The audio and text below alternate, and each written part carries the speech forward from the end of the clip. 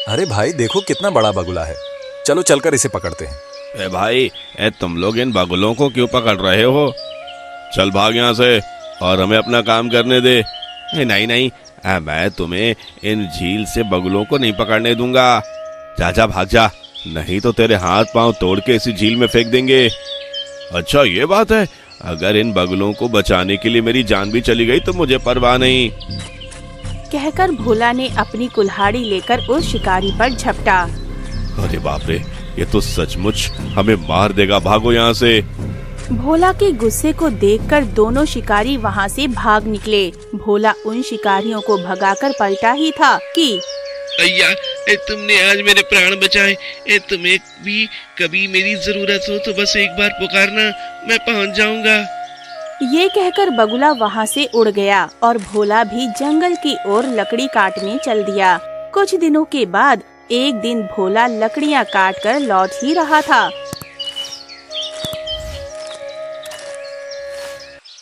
अरे भाई, तुम उस उल्लू को पकड़ के कहाँ ले जा रहे हो?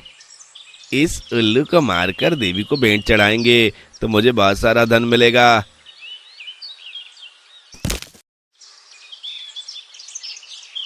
अरे रे रे, छी छी छी, किसी की हत्या करके पूजा करोगे? नहीं नहीं, मैं तुम्हें इस उल्लू को नहीं मारने दूंगा। अरे जा जा, नगर में जाकर लकड़ियां बेचो, नहीं तो हम तेरे भी हाथ पैर तोड़कर रख देंगे।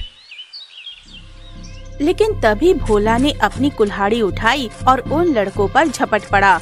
डर के मारे उल्लू को वहीं छोड़कर दोनों लड़के वहां से भाग गए। जैसे ही भोला ने उल्लू को उठाया तो आज तुमने मेरी जान बचाई है भैया। मुसीबत में जब भी तुम्हें मेरी जरूरत पड़ेगी मैं अवश्य आऊंगा। उल्लू को उड़ाकर भोला अपनी लकड़ियों की गठरी उठाकर अपनी राह चल दिया।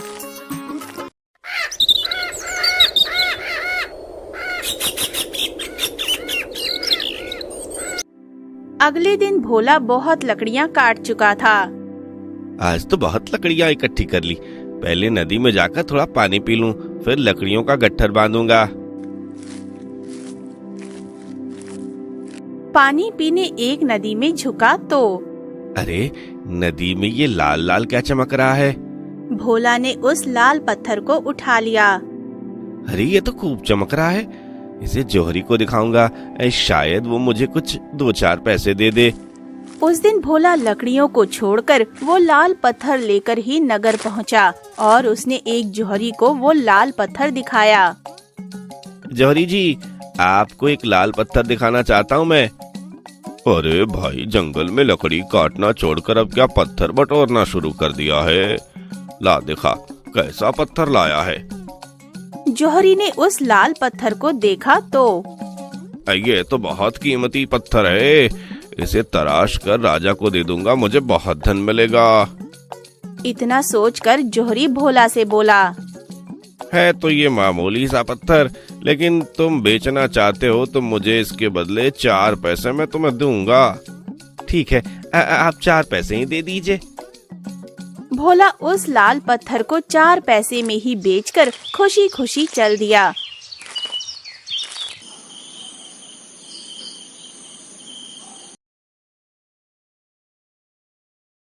दूसरे दिन जौहरी ने उस लाल पत्थर को तराश कर राजा के पास ले गया।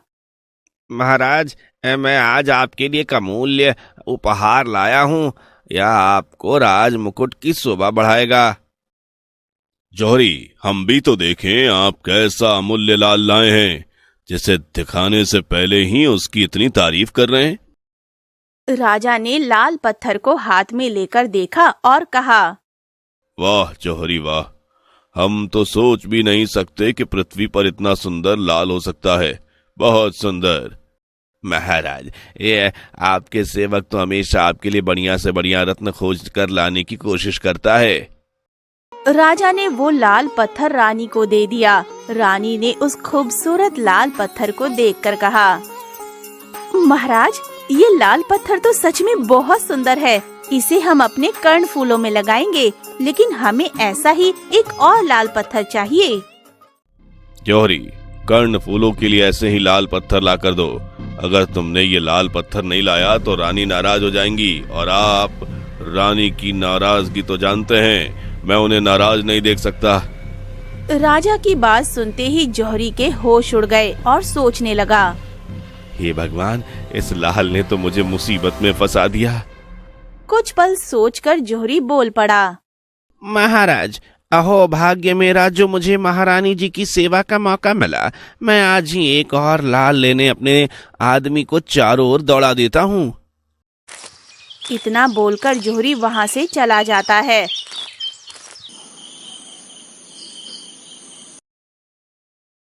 अगले दिन जब भोला लकड़ियों का गट्ठर लिए उस जौहरी की दुकान के सामने से गुजरा तो ओ लकड़ी वाले भैया, जरा सुनते हो?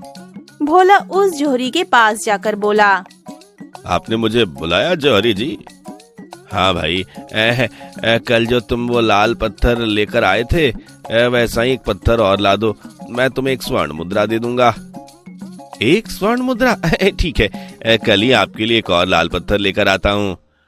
अगले दिन सुबह सुबह भोला जंगल की ओर जाते हुए सोच रहा था। अगर मुझे एक स्वर्ण मुद्रा मिली तो मैं उस स्वर्ण मुद्रा में अपनी झोपड़ी बनाऊंगा, एक गाय खरीदूंगा, उसके बाद एक सुंदर कन्या से शादी कर लूंगा। सोचते हुए भोला उसी नदी के उसी स्थान पर जा पहुंचा। नदी में जाते ही भोला को फिर से एक लाल पत्थर मिल गया। वाह, वो रहा लाल पत्थर, कैसा चमक रहा है। अब मुझे देर नहीं करनी चाहिए, जल्दी जाकर इस पत्थर के बदले उस जौहरी से मुझे एक स्वर्ण मुद्रा लेनी है। भोला ने जाकर जौहरी को वो लाल पत्थर दे दिया तो जौहरी ने उसे एक स्वर्ण मुद्रा दी। उस स्वर्ण मुद्रा को लेकर घर लौटते हुए भोला बेहद प्रसन्न था। एक लाल पत्थर के बदले एक स्वर्ण मुद्रा मिला है। अगर मैं नदी से ढेर सारे लाल पत्थर ढूंढकर जौहरी को दूं तो वो मुझे बहुत सारा स्वर्ण मुद्रा देगा।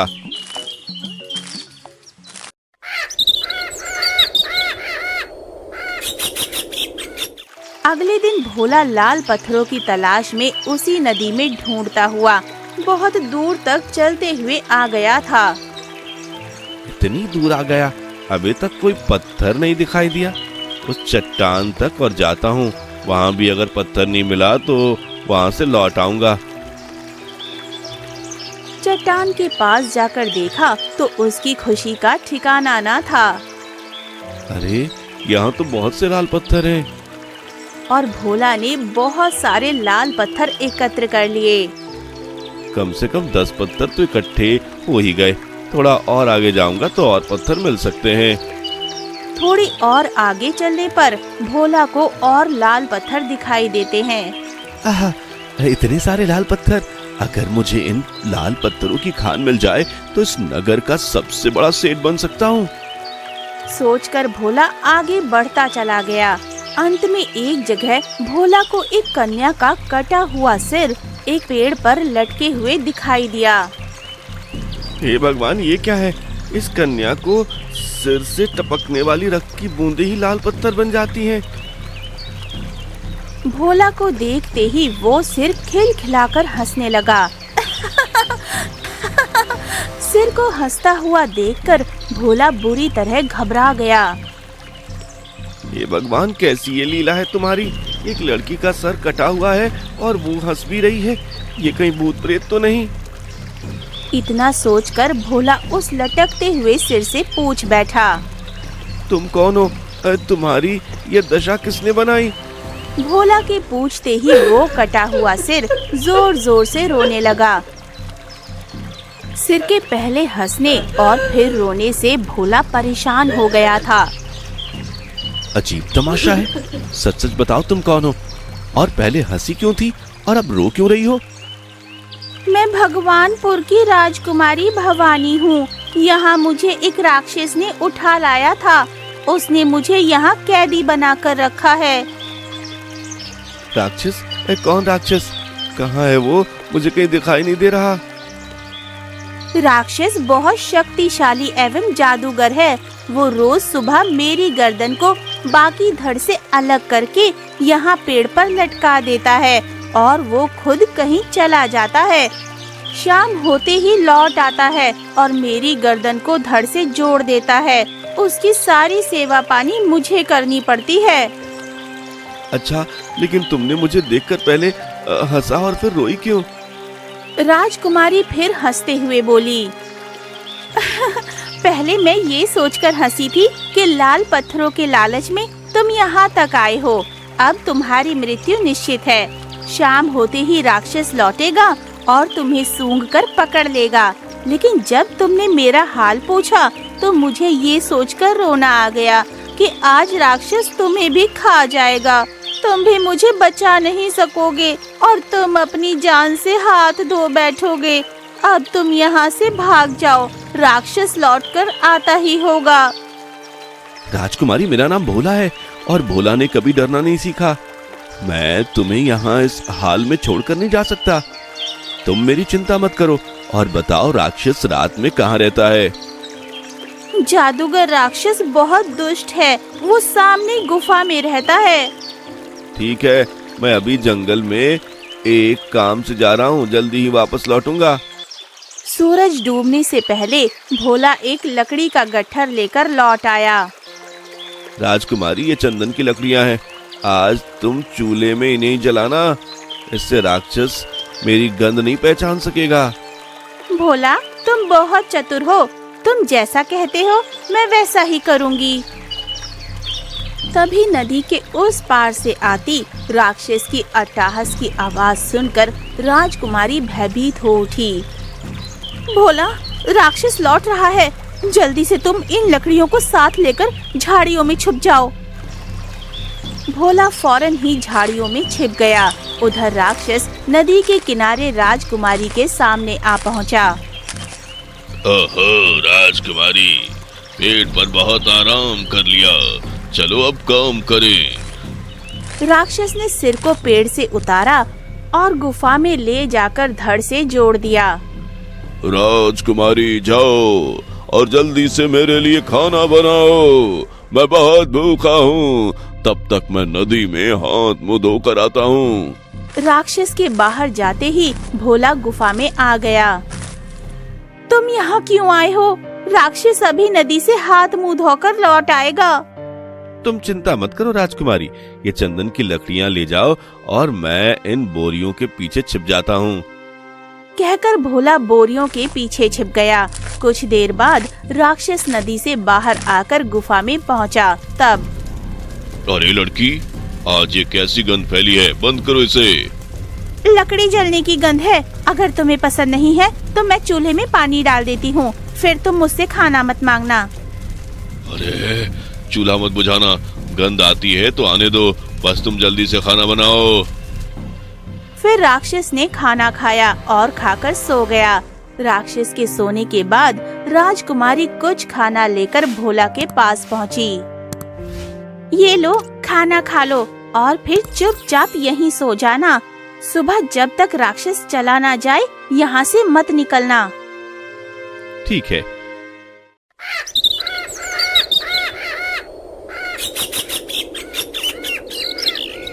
दूसरे दिन सुबह सुबह, छोड़ दो मुझे, मेरी गर्दन मत काटो। आज मैं नदी में नहाना और कपड़े धोना चाहती हूँ। बकवास बंद कर, मुझे पता है तू यहाँ से भागना चाहती है, इसलिए ये नहाने धोने का बहाना कर रही है। आज मैं जल्दी आऊंगा, तू अपना काम कर लेना। राक्षस ने राजकुमारी की एक ना सुनी और नदी किनारे के उसी वृक्ष की शाखा पर उसने राजकुमारी का सिर लटका दिया।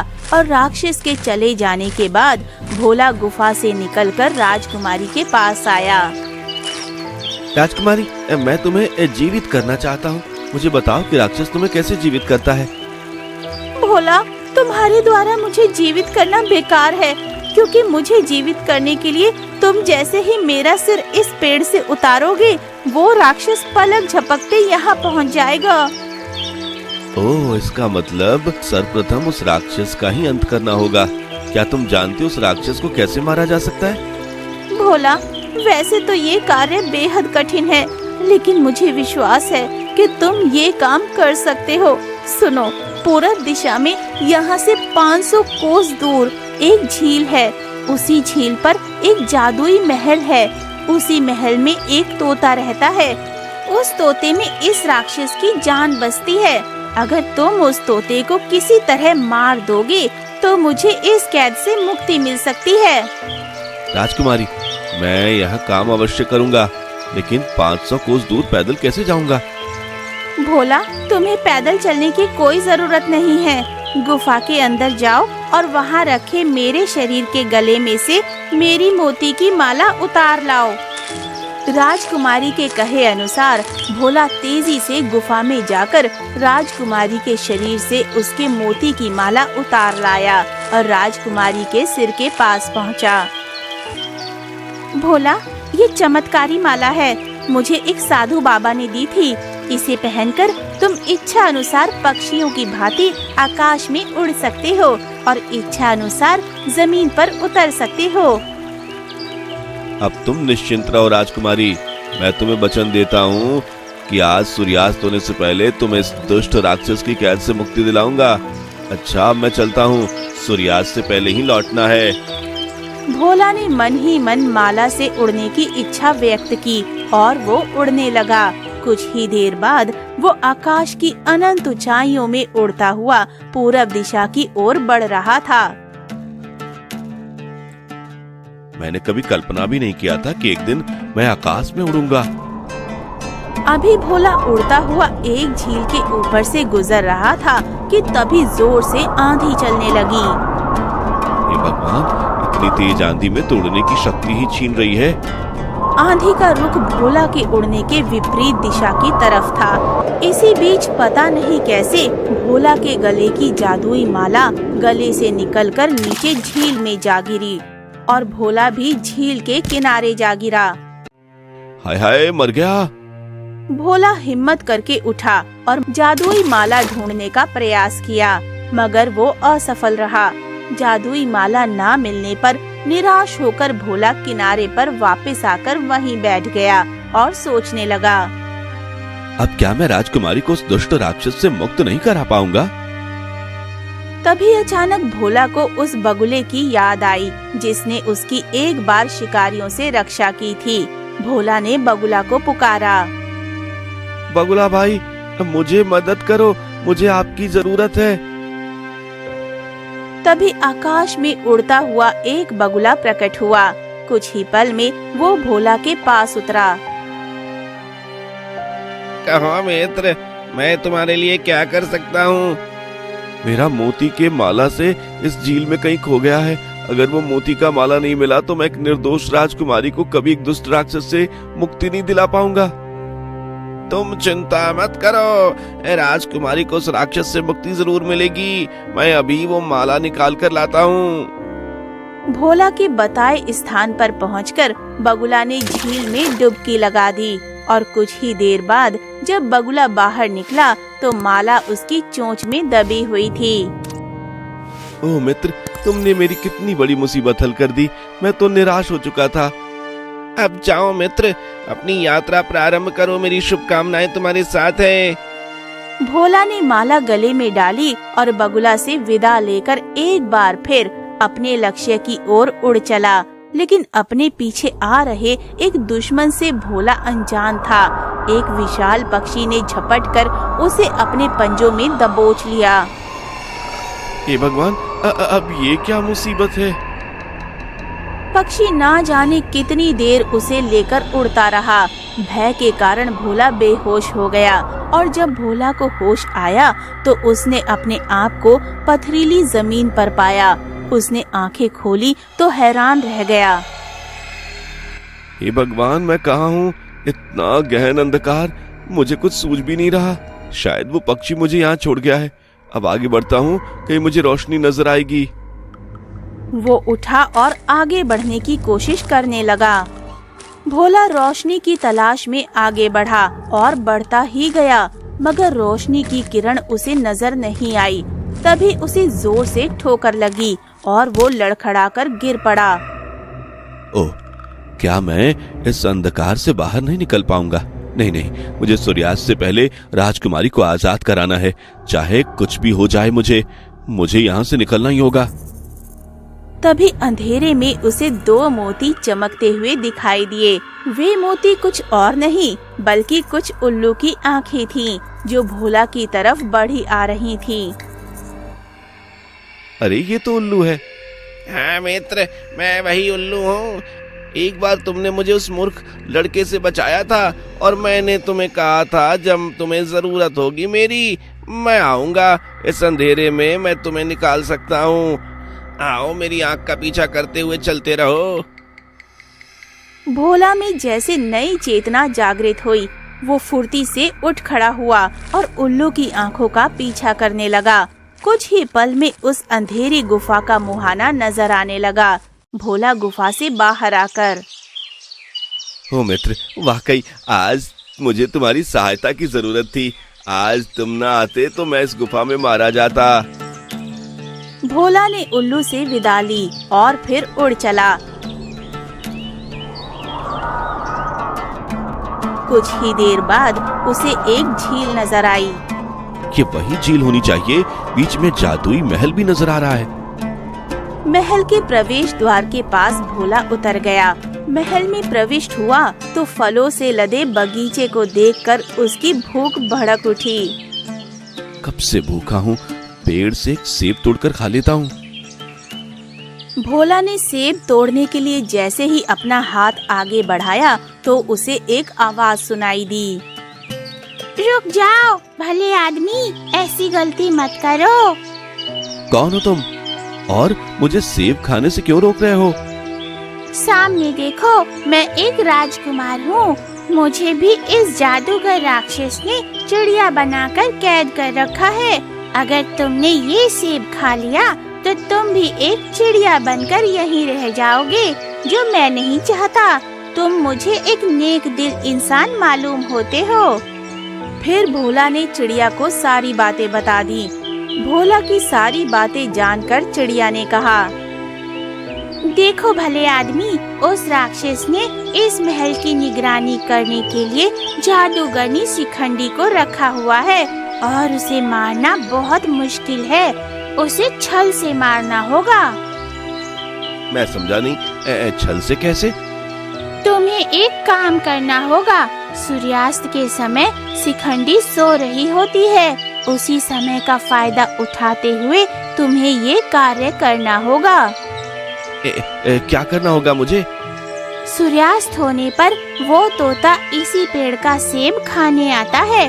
तभी उस तोते को पकड़कर उसके पंख और पैर को उखाड़कर 4 अलग-अलग दिशा में फेंकना होगा।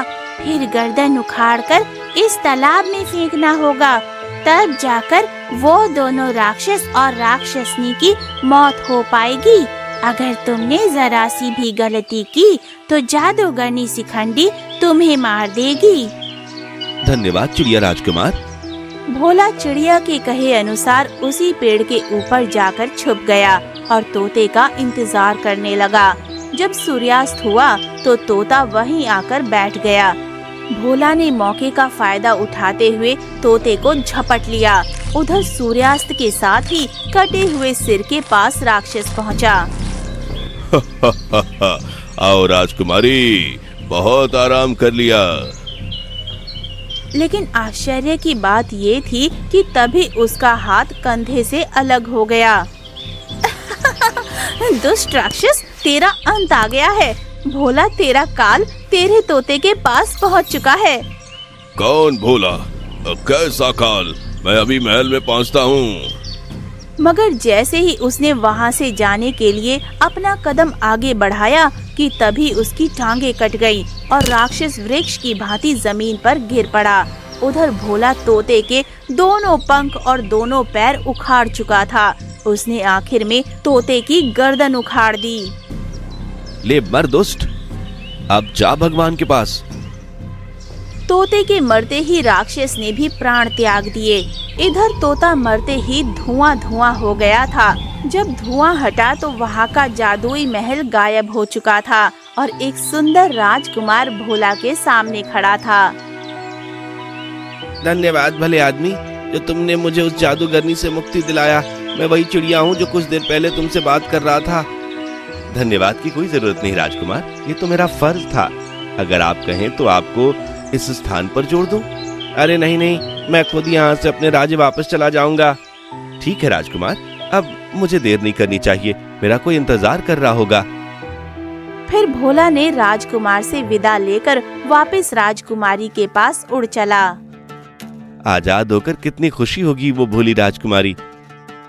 सोचते हुए भोला नदी के किनारे पहुंचकर राजकुमारी के सिर के पास पहुंचकर बोला, अब जल्दी से मुझे वो विधि बताओ जिससे मैं तुम्हारा सर धड़ से जोड़ सकूं और तुम्हें स्वतंत्र करा सकूं।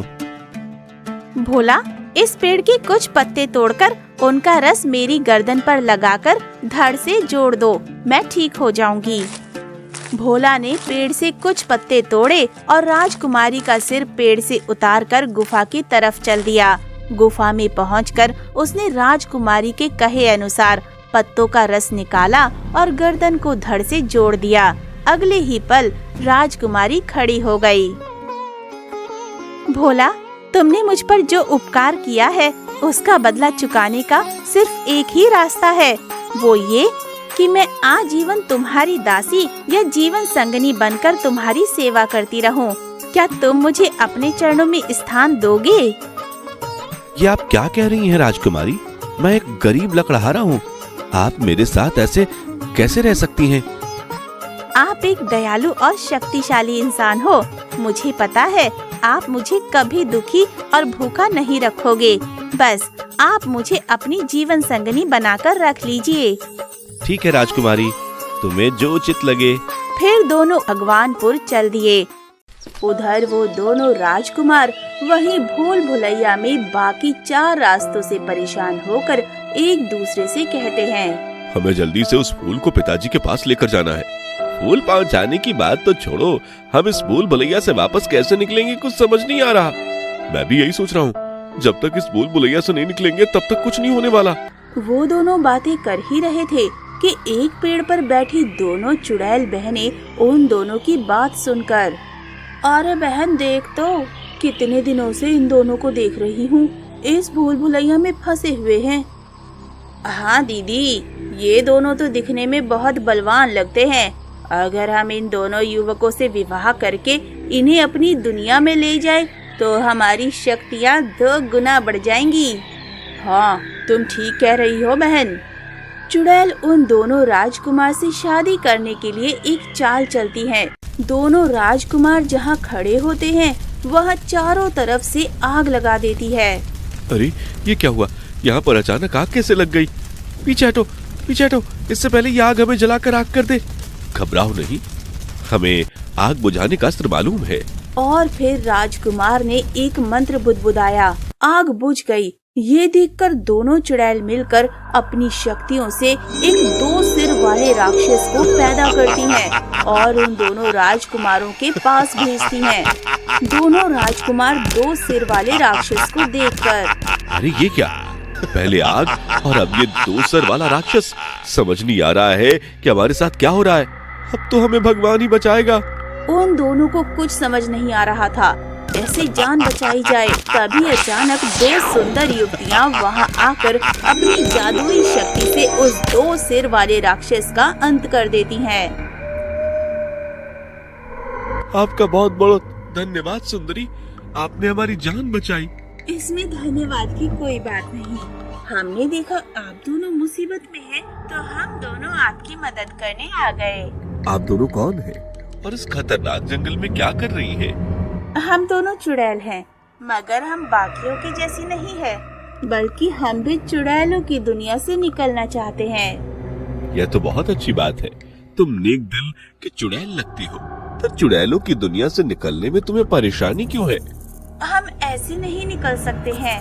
जब तक कोई मनुष्य हमसे विवाह नहीं करेगा तब तक हम यहाँ से निकलकर अच्छे इंसान नहीं बन सकते। तो कोई मनुष्य मिला ही नहीं जो आप दोनों से विवाह करे? अभी तक तो नहीं मिला। अगर आप दोनों हम दोनों बहनों से विवाह कर ले तो हमें चुड़ैल की जिंदगी से मुक्ति मिल जाएगी। हम तुम जैसी चुड़ैलों से शादी नहीं कर सकते। आप हम दोनों बहनों से शादी करके हमें चुड़ैल की जिंदगी से मुक्त कर हमारी मदद कर दीजिए। ठीक है, अगर तुम दोनों एक अच्छी इंसान बनने के लिए तैयार हो तो हम तुमसे विवाह करने के लिए तैयार हैं। दोनों राजकुमार चुड़ैलों की बातों में आ जाते हैं और उन दोनों चुड़ैलों से विवाह करने के लिए तैयार हो जाते हैं।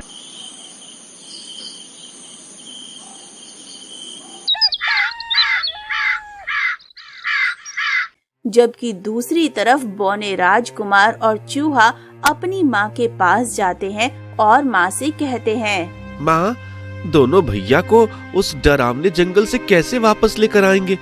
मुझे कुछ समझ में नहीं आ रहा है। पुत्र, तुम हिम्मत से काम लो, डरने की कोई जरूरत नहीं है। अच्छे काम से भगवान भी मदद करते हैं। पर माँ, मुझे अपना फर्ज और पिताजी महाराज से किया हुआ वादा भी निभाना है। तुम चिंता मत करो पुत्र, मैं तुम्हें एक रास्ता बताती हूँ। तुम त्रियावन में जाना, वहाँ तुम्हें मेरे गुरुदेव मिलेंगे। तुम उन्हें अपना परिचय देना, तुम्हें आगे का रास्ता गुरुदेव ही दिखाएंगे। ठीक है माँ। और फिर बोना राजकुमार अपने चूहे मित्र के साथ दोनों भाइयों को ढूंढने निकल गया।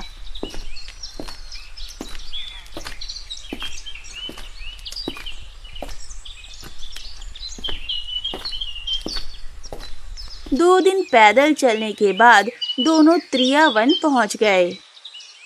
मित्र, हम दोनों त्रियावन तो पहुंच गए, परंतु त्रियावन में गुरुदेव को कहाँ हम ढूंढेंगे? कुछ भी हो जाए, हमें अपने भाइयों के लिए गुरुदेव को ढूंढना होगा। बौना राजकुमार चूहे से ये कहकर आगे बढ़ रहा था कि अचानक वहाँ पर ढेर सारे जहरीले सांप दोनों को घेर लेते हैं। मित्र, ये इतने सारे सांप, अगर उन्होंने हमें डस लिया तो हम यहीं मर जाएंगे। हाँ, तुम ठीक कह रहे हो मित्र, मगर हमें कुछ ना कुछ करके इनसे बचना होगा। और फिर बोने राजकुमार को माँ की कही हुई बातें याद आती हैं। कुछ भी हो, डरना नहीं, हिम्मत से काम लेना। बौना राजकुमार हिम्मत करके आगे बढ़ा। आगे बढ़ते ही सारे जहरीले सांप वहाँ से गायब हो गए। कुछ दूर चला तो आगे एक कुटिया दिखाई देने लगी। देखो मित्र, लगता है यही गुरुदेव की कुटी है। हाँ मित्र, मुझे भी यही लग रहा है, जल्दी चलो। वो दोनों उस कुटिया में जाते हैं।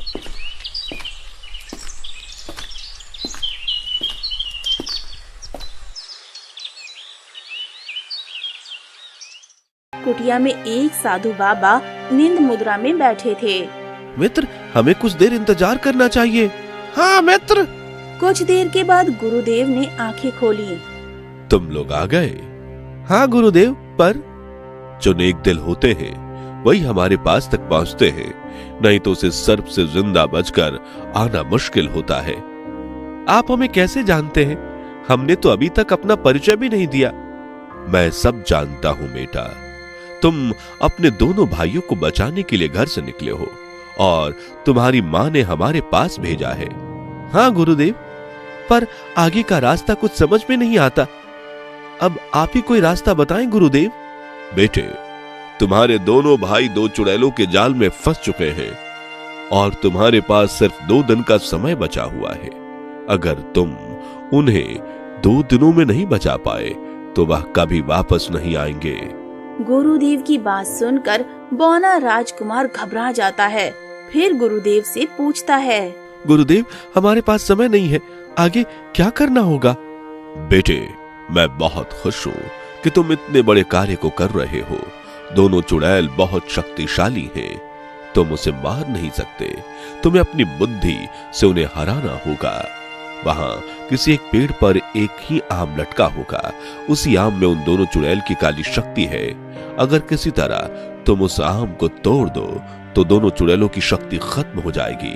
और फिर गुरुदेव ने अपनी आंखें बंद की और आंख बंद करते ही उनके हाथ में एक बांसुरी आ जाती है।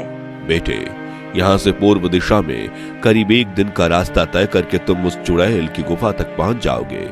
रास्ता बहुत कठिन होगा, इसलिए तुम यह बांसुरी ले जाओ। जब भी तुम्हें कोई खतरा महसूस हो, इससे बजाना।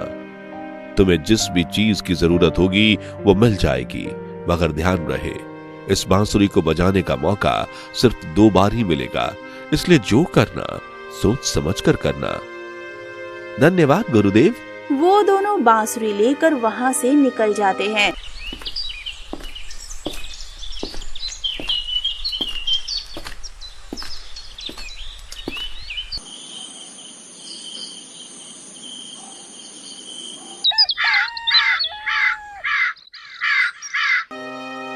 दूसरी तरफ वो दोनों चुड़ैलें उन दोनों राजकुमार से विवाह करने के लिए हवन कुंड के पास खड़ी थीं। बौना राजकुमार और चूहा भी अपना रास्ता तय करके गुफा के पास पहुंचने वाले थे। मित्र, गुरुदेव ने हमें जो पता कहा था वो यही कहीं होनी चाहिए। तुम ठीक कह रहे हो मित्र, परंतु हमें यहाँ कुछ दिखाई नहीं दे रहा है। मित्र, हमें थोड़ी और आगे चलकर देखना चाहिए।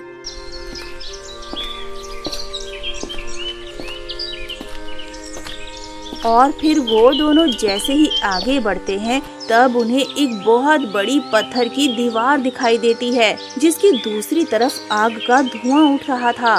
मित्र, इस दीवार के उस पार से धुआं क्यों उठ रहा है? पता नहीं मित्र, चलो चलकर देखते हैं। और फिर बोने राजकुमार ने जैसे ही उस दीवार को हाथ लगाया, वैसे ही उस पत्थर की दीवार से आग निकलना शुरू हो जाती है। मित्र, इस दीवार से तो आग निकलना शुरू हो गई। हो ना हो वो दोनों चुड़ैल यहीं होंगी। हाँ मित्र, हो ना हो इस दीवार से पीछे वो दोनों चुड़ैल दोनों भैयाओं को बंदी बनाया होगा। पर अब इस दीवार की आग कैसे बुझाएं? तुम चिंता क्यों करते हो, जब हमारे पास गुरुदेव की दी हुई बांसुरी मौजूद है। ए जादुई बांसुरी, इस दीवार की जलती हुई आग को बुझा दे। और फिर बोना राजकुमार अपने मन में ये सोचकर जैसे ही उस बांसुरी को बजाता है, बांसुरी बजाते ही वहाँ की आग बुझ जाती है। मित्र, हमारे पास इस बांसुरी को बजाने के दो मौके थे। एक तुमने इस्तेमाल कर लिया, दूसरे मौके को संभाल कर रखना। हाँ मित्र, तुम ठीक कह रहे हो, लेकिन अब हमें इस पत्थर की दीवार को तोड़ना होगा। नहीं मित्र, हमारे पास उतना समय नहीं है जो इस दीवार को तोड़कर आगे बढ़ सके। तो फिर हम क्या करें? हम बांसुरी का इस्तेमाल भी नहीं कर सकते। तभी चूहे को उस दीवार के नीचे एक छोटा सा बिल दिखाई देता है। मित्र, मुझे एक बिल दिखाई दे रहा है। मैं उस बिल से इस दीवार के उस पार जाकर देखता हूँ। ठीक है मित्र, तुम जाकर देख आओ, मगर ध्यान रहे तुम्हें कुछ ना हो। और वो उस बिल में जाकर दीवार के उस पार जाकर देखता है, जहाँ दोनों चुड़ैलें उन दोनों राजकुमारों के साथ विवाह कर रही थी। और ये सब देखकर चूहा वापस बौने राजकुमार के पास आता है। बताओ मित्र, तुमने क्या देखा? हमारा शक सही निकला मित्र, दोनों राजकुमार दीवार के उस पार हैं। और ये कहकर चूहा उसे दीवार के उस पार की सारी बातें बताता है, जिसे सुनकर बोना राजकुमार परेशान होता है। अब क्या करूं? दीवार भी नहीं टूट रही। अगर मैंने उस बांसुरी का इस्तेमाल कर लिया तो राजकुमारों को उस चुड़ैल से कैसे बचाऊंगा? अभी बोना राजकुमार ये कह ही रहा था कि वहाँ एक साधु प्रकट हो गए। बेटा, तुम इस मायावी चुड़ैलों के दीवार के सामने क्या कर रहे हो? अगर वह बाहर आ गई तो वह दोनों तुम्हें भी नहीं छोड़ेंगी। वह दोनों अपनी शक्ति बढ़ाने के लिए किसी भी इंसान को जिंदा नहीं जाने देती। बाबा, हमारे दो भाई उस चुड़ैल के जाल में हैं। मुझे कैसे भी उन्हें बचाना है। बस कुछ भी करके मैं इस दीवार के पार उस पार जाना चाहता हूँ। बेटा, मुझे भी दोनों चुड़ैलों ने बहुत परेशान किया है। मैं तुम्हारी मदद कर सकता हूँ। बदले में तुम्हें यह चूहा मुझे देकर जाना होगा। साधु की बात सुनकर बोना राजकुमार अपने मन में सोचता है, अगर मैंने इन साधु की बात नहीं मानी तो पिताजी का दिया हुआ वचन टूट जाएगा और अपने दोनों भाई भी इस चुड़ैल के जाल में से नहीं बचा पाऊंगा। बोना राजकुमार सोचकर उस साधु से कहता है, ठीक है, मैं तैयार हूँ। अब आप मेरी मदद करो। मित्र, मैं तो तुम्हारा मित्र हूँ। भला तुम अपने दोनों भाइयों के लिए मेरी बलि कैसे दे सकते हो, जिन्होंने तुम्हें पलटकर भी नहीं पूछा? क्योंकि मुझे अभी अपना वचन निभाना है और मेरे लिए मेरे वचन से बढ़कर कुछ भी नहीं। बोने राजकुमार की बात सुनकर चूहा कुछ नहीं बोला। तुम अपनी आंखें बंद करो। साधु की बात सुनकर बोना राजकुमार आंखें बंद कर लेता है। कुछ ही पल बाद आंखें खोलता है तो बोने राजकुमार को अपने दोनों भाई दिखाई देते हैं जो मंडप में शादी कर रहे होते हैं। दोनों को देखते ही रुक जाओ मेरे भाई, ये चुड़ैलों का छलावा है। यह दोनों तुमसे शादी करके तुम्हें मार देंगी। तू कौन है और यहाँ तक कैसे पहुँच पाया है? मैं कौन हूँ अभी तुम्हें पता चल जाएगा। तू आ तो गया है पर यहाँ से जिंदा वापस नहीं जा पाएगा। तुम मुझे कुछ नहीं कर पाओगी। तुम हम तीनों को जाने दो, उसी में तेरी भलाई है। बौना राजकुमार दोनों चुड़ैलों को अपनी बातों में उलझाकर रखता है। उधर चूहा उस आम को ढूंढकर तोड़ देता है और अपने मित्र के पास आ जाता है। मित्र चूहे को देखकर, भैया हमें यहाँ से चलने का समय हो चुका है। मैं तुम सबको जाने दूंगी तब जा पाओगे ना। अब तुम सब मरने के लिए तैयार हो जाओ। चुड़ैल बोना राजकुमार पर जादू चलाती है पर बोने राजकुमार पर चुड़ैल के जादू का कोई असर होता नहीं दिखता। ये क्या हुआ? इस पर मेरी शक्तियाँ क्यों काम नहीं कर रही हैं? तुम जितनी चालाक हो उससे कहीं ज्यादा चालाक हम हैं। तुम्हारी जादू शक्ति जिस आम में थी उसे तोड़ दिया हमने। ये क्या कह रहे हो? तुम तो मेरे सामने से कहीं गए भी नहीं, तो फिर? पीछे देखो मेरे मित्र है ना। तुम दोनों के लिए मेरा मित्र चूहा ही काफी है। आज से तुम दोनों चुड़ैलों को एक आम इंसान की जिंदगी जीनी होगी। मित्र, दीवार के उस तरफ तो साधु बाबा हमारा इंतजार कर रहा होगा। अगर हम दीवार के उस तरफ जाएंगे तो तुम मुझसे अलग हो जाओगे। मित्र, तुम चिंता मत करो। ए जादुई बांसुरी, हमें इस मायावी नगरी से बचाकर हमारे राजा के पास पहुंचा दे। बोना राजकुमार अपने मन में ये सोचते हुए उस जादुई बांसुरी को बजा देता है।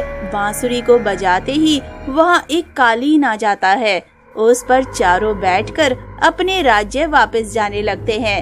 साधु उन सबको जाते हुए देखकर, ये तुमने अच्छा नहीं किया है, इसका बदला तुमसे जरूर लूंगा।